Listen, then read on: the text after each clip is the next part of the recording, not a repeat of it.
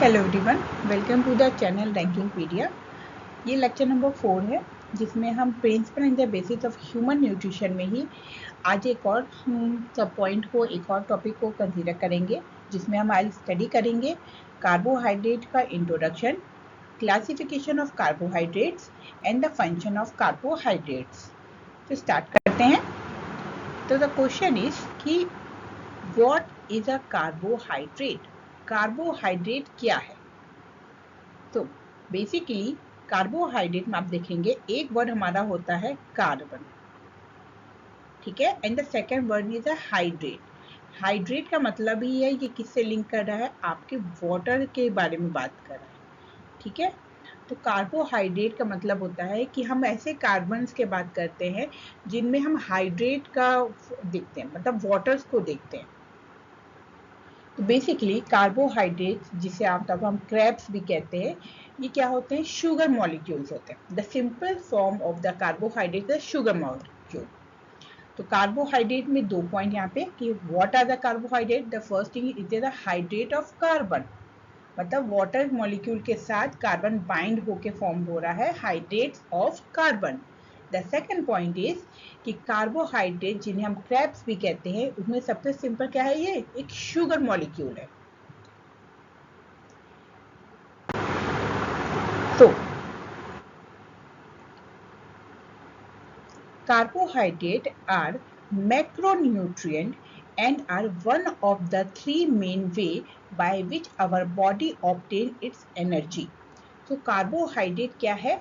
Macro molecule है, जो हमारे पास एनर्जी ऑब्टेन करने के लिए, हमारे बॉडी में एनर्जी ऑब्टेन करने के लिए जो बायोमॉलिक्यूल्स हैं, उनमें ये जो है एक इम्पॉर्टेंट रोल प्ले करता है, ठीक है। वन ऑफ द थ्री, जो तीन हमारे पास मेन वे है एनर्जी ऑब्टेन के लिए, उनमें से एक हमारा क्या है? कार्बोहाइड्रेट है।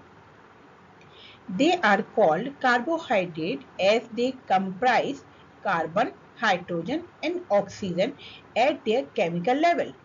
अब कार्बोहाइड्रेट के केमिकल लेवल में क्या क्या आएगा? कार्बन आएंगे, हाइड्रोजन आएंगे और ऑक्सीजन होते हैं। Carbohydrate are essential nutrient which include a sugar, fibres and starch. तो कार्बोहाइड्रेट एक एसेंशियल न्यूट्रिएंट है जिनमें क्या क्या आ गए? शुगर्स आते हैं, इसके अलावा फाइबर्स आते हैं, स्टार्च आते हैं। तो ये सब क्या है? एक एग्जाम्पल है कि क्या होते हैं carbohydrate. They are found in a grains, vegetables, fruit, in a milk and other dairy product. They are the basic food group that play an important role in the healthy life. तो अगर हम बोले carbohydrate हमें कहाँ कहाँ हम find out कर सकते हैं, तो ग्रेन्स में होते हैं, वेजिटेबल्स, फ्रूट, मिल्क, इन सब में, और जो भी डेयरी प्रोडक्ट है जैसे लाइक योगर्ट हो गया, चीज़ हो गए, इन सब में क्या होते हैं? कार्बोहाइड्रेट प्रेजेंट होता है। सेकेंड थिंग कि ये जो हमारा एक हेल्दी लाइफ है आपका होता है, वहाँ पे ये एक बेसिक फूड है, ठीक है, जो एक इम्पॉर्टेंट रोल प्ले करता है। क्योंकि आप देखेंगे कि हर जगह कार्बोहाइड्रेट प्रेजेंट ही होता है किसी भी फूड में।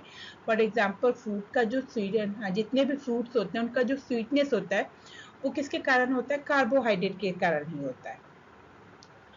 So the next point, the food containing carbohydrate is converted into glucose, our blood sugar, during the process of digestion by the digestive system.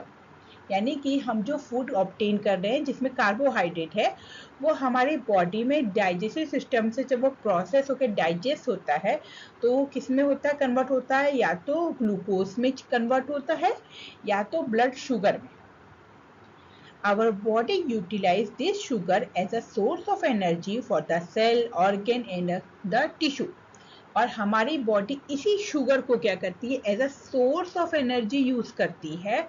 और वहाँ कहाँ कहाँ काम करेगी? सेल्स में भी काम करेगी, ऑर्गन्स में भी काम करेगी, टिश्यू में भी यही काम करेगी। The extra amount of energy our sugar is stored in our muscles and the liver for the further requirements.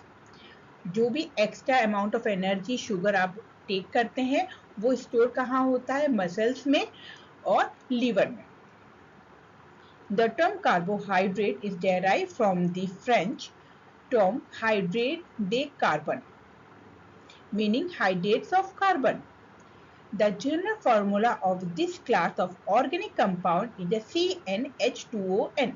अब देखिए हमने कहा ये हाइड्रेट्स ऑफ कार्बन है, कहाँ से है, फ्रेंच टर्म है।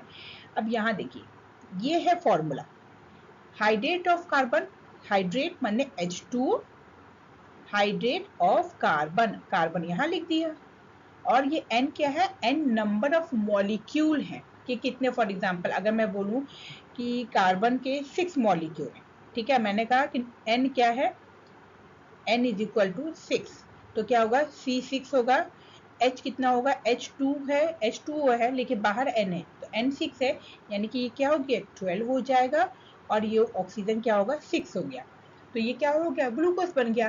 तो N क्या है, नंबर ऑफ कार्बन को बताता है, जिससे आप अगर इस फॉर्मूले में उस नंबर को पुट करेंगे तो आपको एक कार्बोहाइड्रेट का फॉर्मूला मिलेगा, चाहे वो मैनोज का हो, आपका ग्लूकोज का हो, फ्रैक्टोज का हो, ठीक है, सबके लिए क्या है यही एक फॉर्मूला है। अब ओवरऑल इसमें हमने यही देखा कि कार्बोहाइड्रेट क्या है, बेसिकली उसका सिंपलेस्ट फॉर्मूला क्या है, वो किस किस प्रोडक्ट में हमें कार्बोहाइड्रेट मिलता है, हमारे बॉडी में कैसे वो कार्बोहाइड्रेट यूटिलाइज होता है, ठीक है। जब आप एक्सेस अमाउंट ऑफ शुगर को इंटेक करते हैं तो एक्सेस अमाउंट जब रहता है आपकी बॉडी के रिक्वायरमेंट से ज़्यादा तो वो स्टोर भी हो जाता है, और जब आपकी बॉडी का रिक्वायरमेंट होता है उसके अकॉर्डिंग उसको वापस यूज किया जाता है ना। ये है बेसिकली कार्बोहाइड्रेट का एक पिक्चर कि कार्बोहाइड्रेट कहाँ गए, जैसे आपके ब्रेड्स हो गए, ठीक है, गेन्स है, राइस है, ठीक है, पास्ता हो गई, सब में क्या है, सब में कार्बोहाइड्रेट ही है। तो कार्बोहाइड्रेट आपको लगभग सारे, आप जो भी प्रोडक्ट देखेंगे अप्रोक्सीमेटली 97% जो भी प्रोडक्ट्स होते हैं उसमें कार्बोहाइड्रेट लिमिटेड हो या बहुत ज़्यादा हो, लेकिन किसी ना किसी फॉर्म में कार्बोहाइड्रेट का अमाउंट वहाँ प्रेजेंट ही होता है। आप राइस ले लीजिए, आप कोई भी होल ग्रेन ले लीजिए, तो वहाँ हर जगह कार्बोहाइड्रेट प्रेजेंट होता है। तो ये क्या है, एक बहुत ही मेन सोर्स ऑफ मैक्रोन्यूट्रिएंट है जो आपकी बॉडी को एनर्जी सप्लाई में बहुत हेल्प करता है। नाउ अब बात करते हैं क्लासिफिकेशन ऑफ कार्बोहाइड्रेट। भाई जब कार्बोहाइड्रेट इतना इम्पोर्टेंट है और हमारे लिए इतना ज़रूरी है तो इसके क्लासिफिकेशन को भी देख लेते हैं। The first classification, simple carbohydrate. अगर हम सिंपली कार्बोहाइड्रेट को कहें तो कार्बोहाइड्रेट को हम डिवाइड करते हैं, फर्स्ट वन होता है मेरा monosaccharide, second one is a disaccharide and the third one is a oligosaccharide, ठीक है। सिंपल कार्बोहाइड्रेट को हम क्या करें, monosaccharide, disaccharide and oligosaccharide. Mono word का मतलब क्या होता है, ये जहां मोनो लगा है, ठीक है, मोनो का मतलब होता है सिंगल, डाई का मतलब है दो, ओलिगो का मतलब है अब दो आ चुका डाइसैकेराइड में तो दो से ज्यादा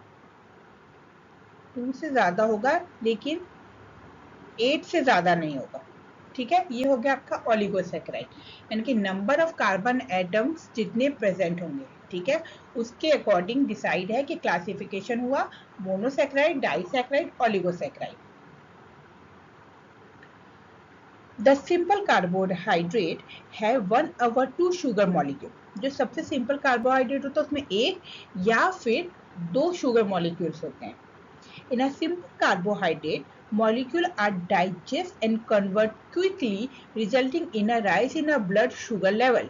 जो सिंपल कार्बोहाइड्रेट मॉलिक्यूल्स होते हैं वो आपके बॉडी में जल्दी डाइजेस्ट हो जाते हैं और वो तुरंत ही कन्वर्ट होके आपके ब्लड में शुगर के लेवल को इंक्रीज करते हैं।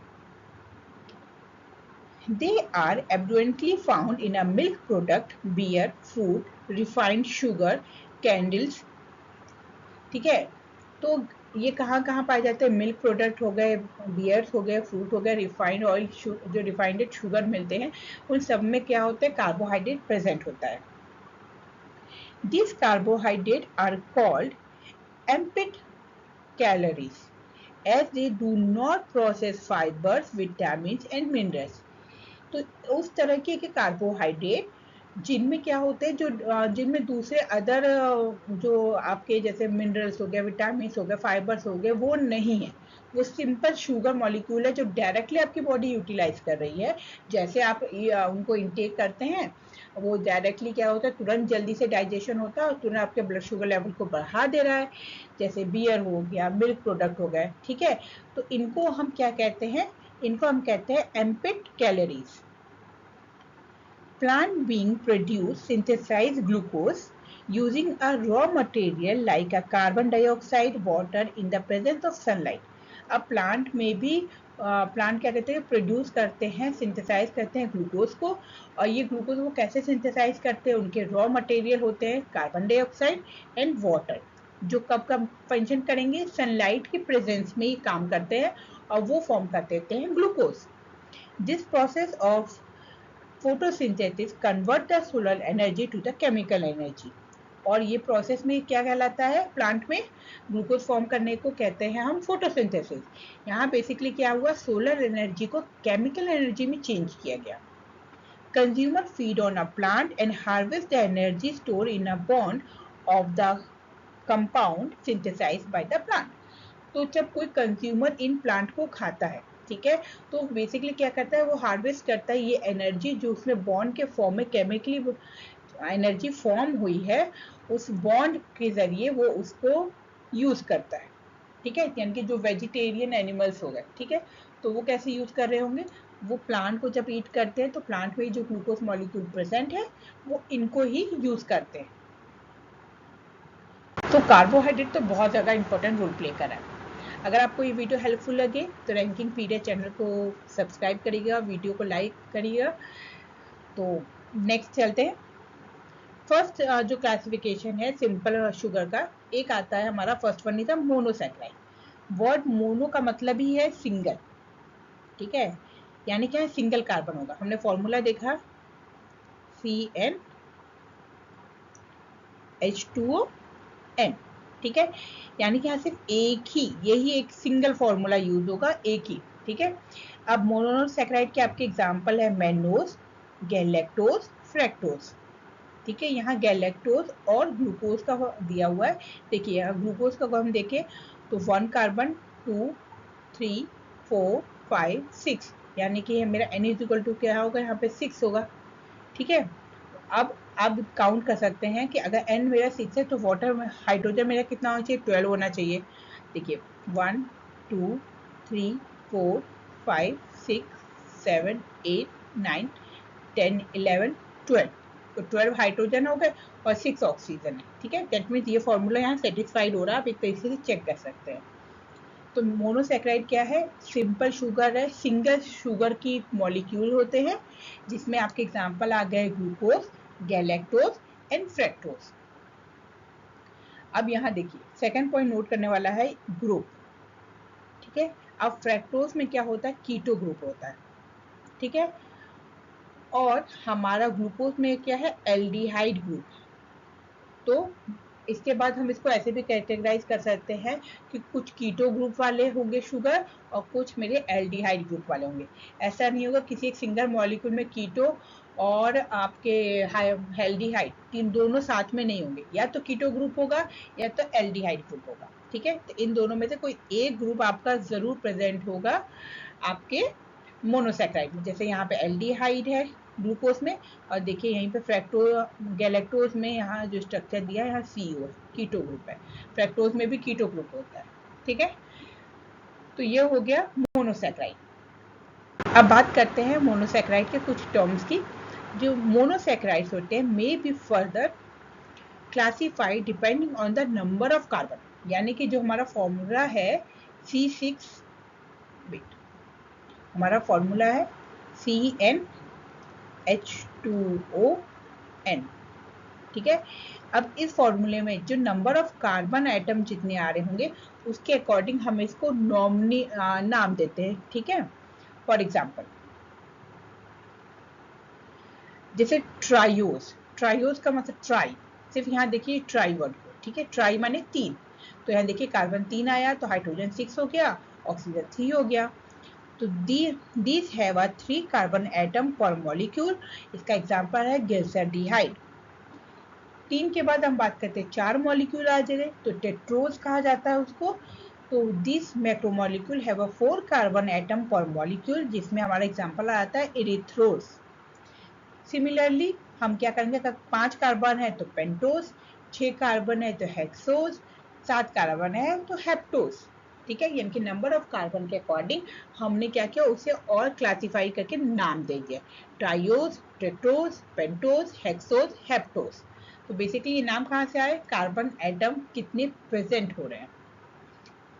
तो ये था मोनोसेक्राइड के बारे में। अब बात करते हैं डाइसेक्राइड। तो डाई का मतलब ही है 2, ठीक है, यानी कि यहाँ पे मेरे 2 कार्बन, जो 2 शुगर मॉलिक्यूल्स हैं, ठीक है, यहाँ मैं शुगर लिख रही हूँ, ठीक है, 2 शुगर मॉलिक्यूल एक दूसरे के साथ बाइंड हो रहे होंगे और वो क्या फॉर्म कर रहे होंगे, डाइसेक्राइड। ठीक है, जैसे यहाँ पे एक ग्लूकोज मॉलिक्यूल है, ठीक है, और यहाँ एक गैलेक्टोज है। तो ग्लूकोज के जो कार्बन नंबर 4 है, ठीक है, इस कार्बन नंबर 4 के साथ गैलेक्टोज का कार्बन नंबर 1, ठीक है, इनके बीच बॉन्डिंग, ठीक है, ग्लाइकोसिडिक लिंकेज हुआ। अब तो ये क्या बनेगा, एक गैलेक्टोज और एक ग्लूकोज जब एक साथ आके फॉर्म करते हैं तो वो बनाते हैं लैक्टोज। यानी लैक्टोज में क्या है, एक सिंगल लैक्टोज मॉलिक्यूल के अंदर 2 मॉलिक्यूल ऑफ शुगर है, एक मेरा है ग्लूकोज और दूसरा है मेरा गैलेक्टोज। द सेम वे में यहाँ पे सेकेंड एग्जाम्पल दिया है सुक्रोज का। तो सुक्रोज के सिंगल मॉलिक्यूल में, ठीक है, सुक्रोज के सिंगल मॉलिक्यूल में 2 शुगर मॉलिक्यूल है, एक है मेरा fructose and the second one is the glucose. और ये कैसे फॉर्म हो रहे होंगे, ये ग्लाइकोसिडिक बॉन्ड जो है आपके, ये जो ऑक्सीजन के साथ ये बॉन्ड आ रहा है, इसे हम कहते हैं ओ ग्लाइकोसिडिक बॉन्ड। ये हो गया हमारा डाइसेक्राइड। अब बात करते हैं ओलिगोसैकेराइड क्या है। तो बेसिकली अगर नंबर ऑफ मेरे कार्बन एटम्स के बाद हम बात करें नंबर ऑफ शुगर मॉलिक्यूल की, तो नंबर ऑफ शुगर मॉलिक्यूल जब मेरा इंक्रीज करेगा, 2 से ज़्यादा होगा, तो वही हो जाता है मेरा ओलिगोसैकेराइड। तो carbohydrate form by the condensation of the 2 monomer are called oligosaccharides. By this process, triose, pentose, hexose all are oligosaccharide. तो ओलिगोसैकेराइड के एग्जांपल आपको दे दिए गए। तो बेसिकली 2 तक अगर 2 शुगर मॉलिक्यूल बाइंड हुए तो हमने उसे क्या क्या, डाइसैकेराइड। पर 2 से ज्यादा अगर शुगर मॉलिक्यूल बाइंड हो रहे हैं तो हमने उसको नाम दे दिया ओलिगोसैकेराइड। और ये कितने नंबर ऑफ कार्बन तक डिपेंड, सॉरी, कितने नंबर ऑफ शुगर मॉलिक्यूल हो सकते हैं, 2 से लेके 9 तक। ठीक है, यानी कि 2 से लेके 9 तक के शुगर मॉलिक्यूल हम अगर कंसीडर करते हैं तो उनको हम कहते हैं ओलिगोसैकेराइड। बट क्या हो कि अगर ओलिगोसैकेराइड के बाद भी, यानी कि 9 से ज़्यादा, अगर 9 से मोर देन नंबर ऑफ मेरे शुगर मॉलिक्यूल्स कंबाइंड होके कोई स्ट्रक्चर बना रहे हैं, तो हम उसे क्या नाम देंगे, तो उसे हम नाम देते हैं पॉलीसैकेराइड। पॉली का मतलब ही है कई सारे, सैकेराइड माने मेरा कार्बोहाइड्रेट। तो जब कई ढेर सारे कार्बोहाइड्रेट के शुगर मॉलिक्यूल फॉर्म होके कोई स्ट्रक्चर बनाते हैं तो हम उसे कहते हैं पॉलीसैकेराइड। अब देखिए, polysaccharide are a complex carbohydrate form by the polymerisation of a large number of monomer. तो पॉलीसैकेराइड क्या है, कॉम्प्लेक्स कार्बोहाइड्रेट है जो कैसे पॉलीमराइज होते हैं, लार्ज, बहुत ढेर सारे मोनोमर्स के मिलने से। Example of polysaccharide includes starch, glycogen, cellulose. ठीक है, which exhibit extensively branching are called homopolymer made up by a only glucose unit. अब कह रहा है कि देखिए, अगर, ठीक है, अगर बहुत ज्यादा ब्रांचिंग है, ठीक है, ब्रांचेस हुई हैं और होमोपॉलीमर है। होमोपॉलीमर का मतलब क्या हो गया, बेसिकली होमोपॉलीमर का मतलब है एक single type of glucose molecule present, सिर्फ ग्लूकोज प्रेजेंट हो। फॉर एग्जांपल, अगर कोई भी ओलिगोसैकेराइड है उसमें सिर्फ फ्रैक्टोज, ठीक है, सिर्फ एक ही तरीके का मेरा शुगर मॉलिक्यूल सिर्फ एक ही सिंगल फॉर्म वाला प्रेजेंट है, सिर्फ फ्रैक्टोज फ्रैक्टोज फ्रैक्टोज है, या सिर्फ ग्लूकोज ग्लूकोज है, ठीक है, तो इसे हम क्या कहेंगे, इसे हम कहेंगे होमोपॉलीमर। ठीक है, ठीक इसका अपोजिट हो जाएगा, अगर ग्लूकोज भी प्रेजेंट है, फ्रक्टोज भी प्रेजेंट है, दोनों प्रेजेंट हैं, इनके दो अलग अलग तरीके के आपके कार्बोहाइड्रेट मॉलिक्यूल प्रेजेंट हैं, तो उसे हम क्या कहेंगे, हेट्रोपॉलीमर। ठीक है।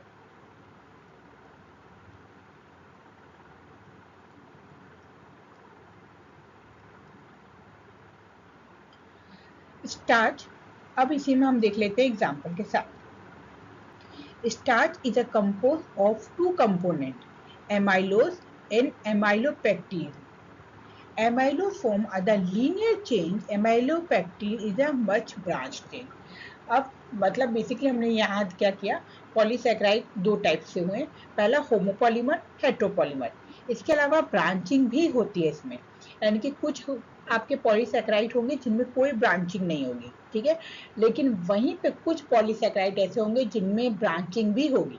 और इसी में से एक एग्जांपल आपका दिया है कि स्टार्च जो है बेसिकली दो टाइप के कंपोनेंट से फॉर्म होता है। एक हमारा कहता है amylose and the second one is amylopectin. ठीक है, तो जो एमाइलोज फॉर्म है स्टार्च का, वो क्या होता है, लीनियर फॉर्म है, डेट मीन उसके अंदर कोई ब्रांचिंग नहीं होगी। वहीं पर अगर मेरे उस पॉलीसैकेराइड स्टार्च में ब्रांचिंग अवेलेबल है तो उसे हम कहते हैं एमाइलोपेक्टिन। ठीक है, और ये स्टार्च में क्या होता है, सिर्फ एक ही टाइप का सिंगल ग्लूकोज मॉलिक्यूल ही प्रेजेंट होता है, यानी कि बेसिकली हम यहाँ क्या कह रहे हैं कि मेरे मोर देन 9, ठीक है, क्योंकि हमने कहा ओलिगोसैकेराइड में मिनिमम 2 to 9 होना चाहिए, तो 9 से ज्यादा सिर्फ ग्लूकोज मॉलिक्यूल, ओनली ग्लूकोज, ठीक है, ग्लूकोज प्रेजेंट है। और वो दो तरीके के स्ट्रक्चर बनाते हैं। पहला स्ट्रक्चर बनाने से पहले हम ये बात करेंगे कि इस स्ट्रक्चर को हम क्या कहेंगे, अगर 9 से ज्यादा ग्लूकोज मॉलिक्यूल फॉर्म हो रहे हैं, एक दूसरे से बाइंड होकर स्ट्रक्चर बना रहे हैं, तो उसे हम कहेंगे पॉलीसैकेराइड। ठीक है, सेकेंड थिंग कि ये पॉलीसैकेराइड मेरा अगेन दो टाइप से होगा, होमो एंड हेट्रो। होमो में वो आएंगे जिनमें सिंगल ग्लूकोज मॉलिक्यूल है, मतलब एक ही टाइप के glucose molecule, just like a starch, कि सिर्फ क्या है प्रेजेंट है, सिर्फ मेरा ग्लूकोज प्रेजेंट है। ठीक है, इसके बाद हम यहाँ देखते हैं ब्रांचिंग पे। ठीक है, कि ब्रांचिंग के मतलब ब्रांचिंग है या लीनियर स्ट्रक्चर है। तो स्टार्च के दो फॉर्म होते हैं, दो कंपोज फॉर्म में मिलता है, एक है एमाइलोज जो कि एक लीनियर स्ट्रक्चर फॉर्म करता है, and the second one is amylopectin जो कि बहुत ज्यादा ब्रांचिंग वाला स्ट्रक्चर देता है, जस्ट लाइक दिस वन। ठीक है, यहाँ देखिए ब्रांचिंग हुई है। तो ये था स्टार्च एज अ पॉलीसैकेराइड के फॉर्म में एग्जाम्पल में कि क्या है। अब बात करते हैं पॉलीसैकेराइड का एक और एग्जाम्पल जो है मेरा ग्लाइकोजन।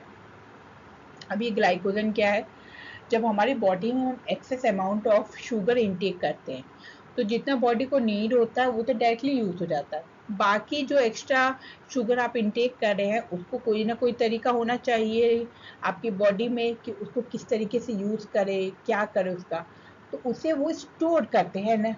और जब वो स्टोर होता है लीवर में तो किस फॉर्म में होता है, ग्लाइकोजन के फॉर्म में होता है। और जब आपकी बॉडी को नीड होती है, बाई चांस आप स्टार्वेशन कंडीशन पे है या आपने कोई फास्टिंग रखा हुआ है जिसमें आप बिल्कुल कुछ खा पी नहीं रहे हैं, ठीक है, तो उस कंडीशन में आपकी बॉडी कैसे सरवाइव करेगी, वो इसी ग्लाइकोजन के थ्रू सरवाइव करती है जो कि ऑलरेडी आपकी बॉडी में स्टोर रहता है। तो glycogen is called animal starch. It has a structure similar to the starch but has more extensive branching. तो ग्लाइकोजन बिल्कुल जैसे प्लांट में हमारा स्टार्च स्टोर होता है वैसे ही एनिमल्स के अंदर क्या स्टोर होता है, ग्लाइकोजन स्टोर होता है। इसका स्ट्रक्चर बिल्कुल सिमिलर है हमारे स्टार्च की तरह ही ग्लाइकोजन का, लेकिन फर्क इतना है कि आप देख सकते हैं कि as compare to starch glycogen में ब्रांचिंग बहुत ज्यादा होती है। ठीक है, इसलिए यहाँ लिखा है मोर एक्सटेंसिवली ब्रांचिंग प्रेजेंट होती है हमारे ग्लाइकोजन में। अब जाहिर सी बात है प्लांट्स हम ज़्यादा एडवांस है एज कंपेयर, तो हमारे अंदर जो स्टार्च है उनमें स्टोर हो रहा है उसके स्ट्रक्चर में और हमारे में डिफरेंस होगा, तो यहाँ ज़्यादा कॉम्प्लेक्स हो गया। ठीक है, तो ग्लाइकोजन क्या हुआ, एक्सटेंसिवली ब्रांच्ड हो गया। ना अब बात करते हैं सेल्यूलोज की।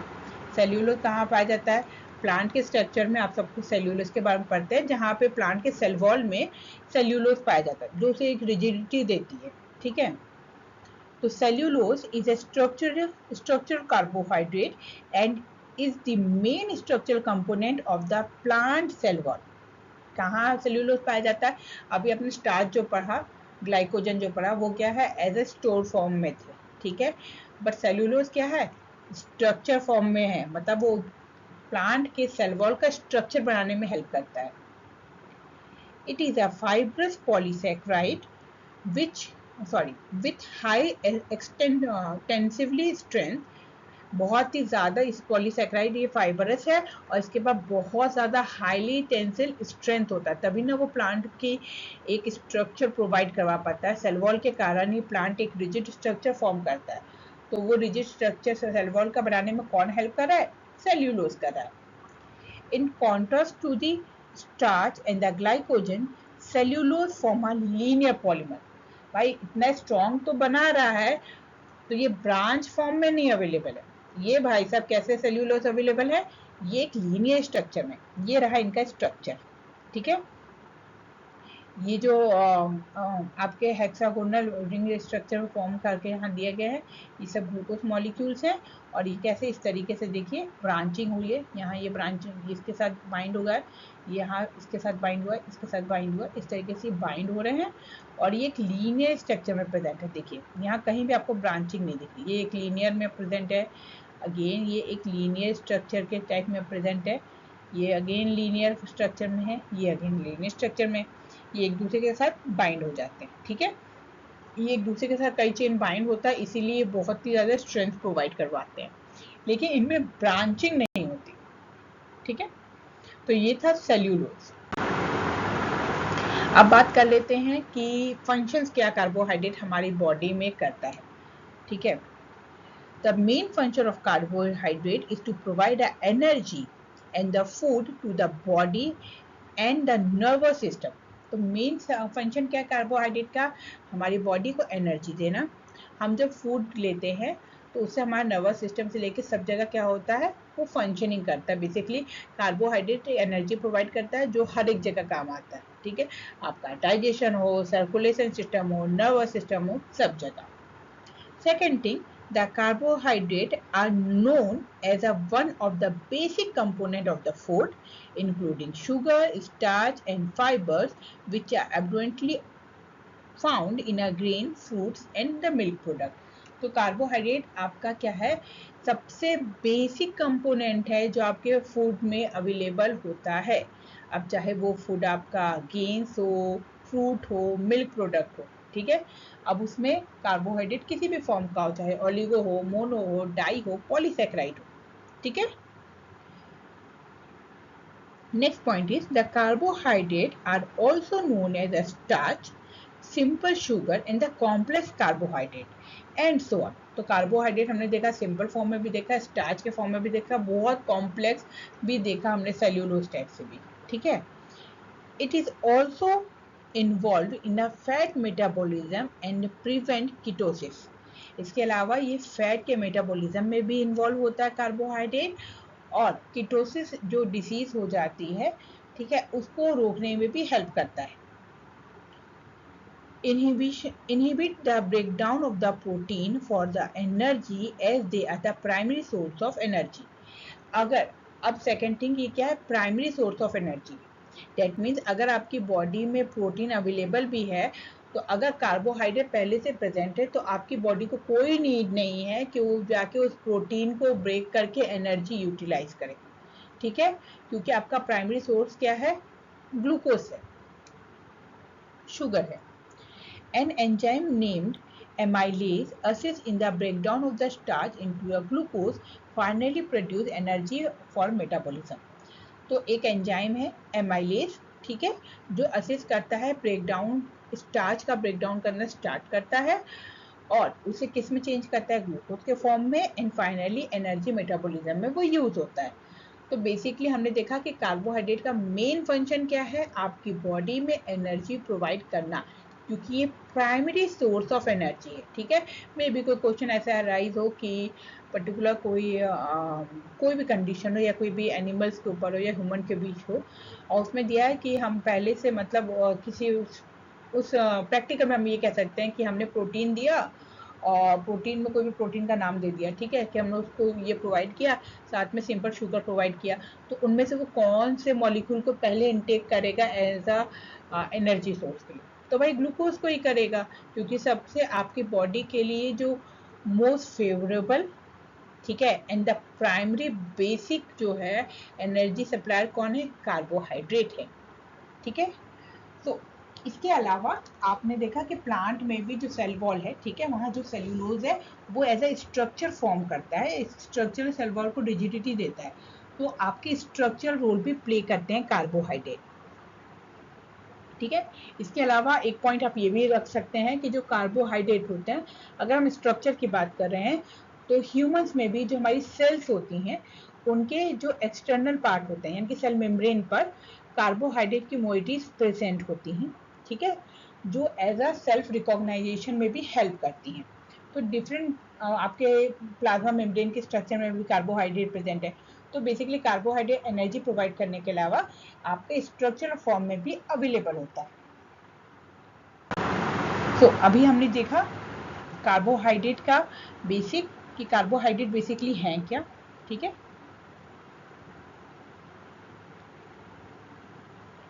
सेकंड हमने इनका क्लासिफिकेशन देखा, और हमने इसका फंक्शन देखा। ठीक है, नेक्स्ट वीडियो में हम मेटाबॉलिज्म पे फोकस करेंगे।